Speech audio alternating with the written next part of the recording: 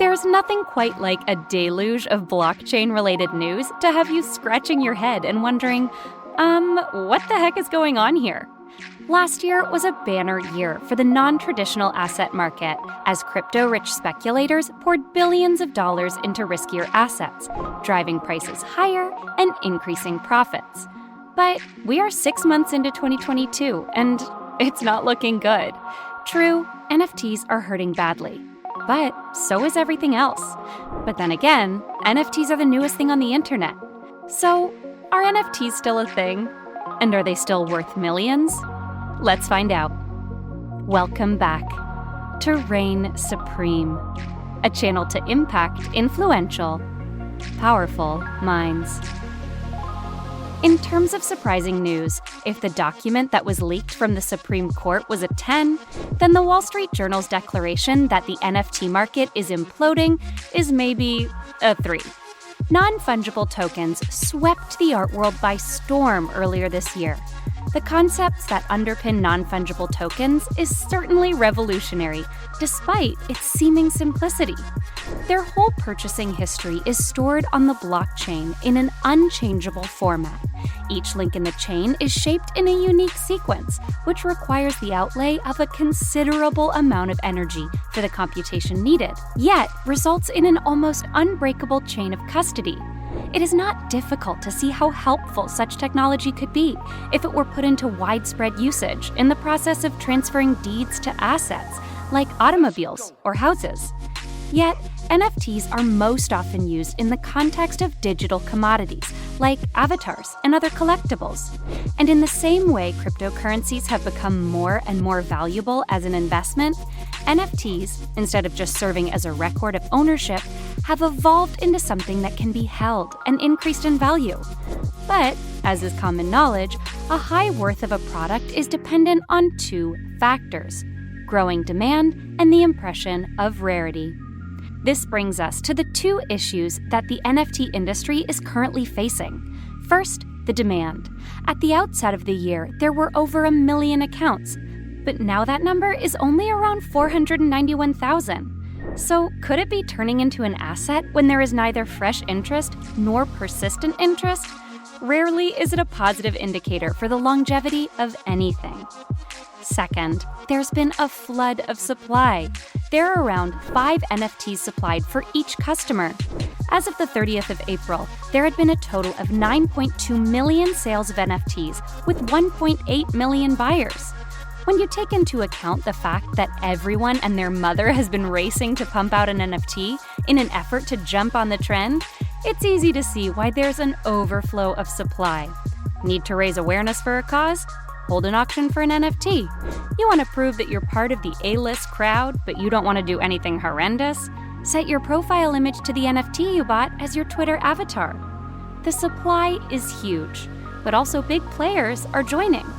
Players like Starbucks are rumored to be creating a new digital collectible that will also double as your entrance ticket to a worldwide Starbucks community.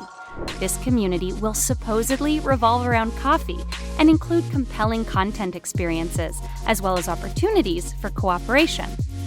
So, despite the fact that NFTs are susceptible to the gyrations of the cryptocurrency market, the sector as a whole looks to be carving out a solid niche for itself, and in the course, it's gaining widespread popularity. A recent report published by the cryptocurrency data aggregator CoinGecko indicates that the market for non-fungible tokens, NFTs, is projected to move more than $800 billion over the course of the next 2 years. So, does that make NFTs mainstream? It depends on what you mean.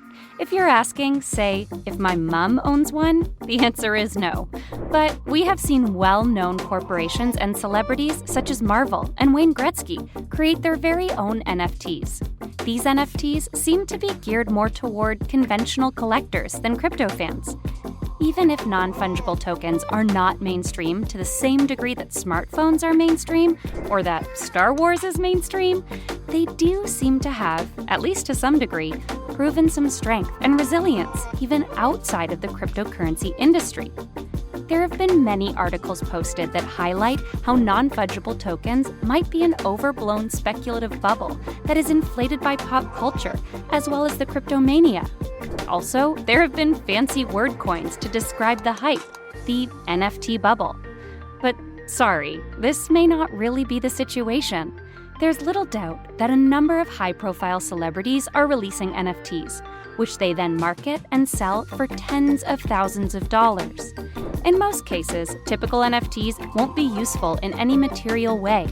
Some people may even say that the hype around NFTs is over, that prices have crashed, and that the bubble is already in the midst of bursting. But NFTs are still at a very early stage in their overall growth and timeline, since multiple platforms such as Twitter, Reddit, Instagram, and even real-world locations are starting to investigate strategies to include NFTs into their offerings. Therefore, over the course of the next several years, we could begin to see NFTs reach the mainstream, and the recent downward trend in their value may wind up being nothing more than a little bump in the road, rather than a complete and total demise of the sector. And if you are still wondering whether or not the market for non-fungible tokens, NFTs, is dead, the answer is no. NFTs are here to stay. However, only time will tell how they develop moving ahead, and whether or not this NFT collapse will be a one-time event or not. After causing a ruckus on the market in 2021, the expansion of non-fungible tokens has hit a few roadblocks so far in 2022.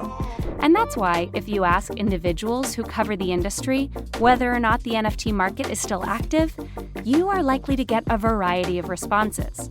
There is no denying that blue-chip NFT collectors like Bay-C have seen a fall in value over the last several years. But the market for digital collectibles is far bigger.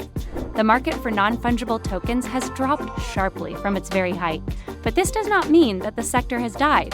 In fact, it is far from it. It is not too late to enter into the business, but you need to be cautious about the NFT collection you invest in. If you know what red flags to watch out for and purchase an NFT that has value behind it and is developed by a team with a good reputation, then it is good for you to enter the industry. But one thing you should always have tucked away somewhere in the back of your mind: NFTs have been around for 4 years, but people have just started paying attention to them. Given that practically all of their support comes from cryptocurrency investors, their resilience over the long run is something that should be questioned. And now, the original question: are NFTs worth the investment? If you're looking to build an empire, probably not. As is the case with stocks, relatively few individuals ever get wealthy by perfectly predicting the winners. It's likely that the soaring boom times for NFTs are over, but it's also likely that this is only the beginning of a long roller coaster ride. Still, investing in NFTs could be rewarding for a number of reasons, including supporting artists, gaining access to highly sought-after virtual or real-world products and events, and experiencing the gratification of buying into a cultural environment that you like. If that's what you're into, then the market is for you. We've made it to the end of our video, and we hope we've inspired you today. We also hope you've gained valuable knowledge, and we thank you for staying with us until the end. Make sure to like and subscribe for future videos so you'll never miss out. We have new ones every week. Thanks for watching, and we'll see you on the next one.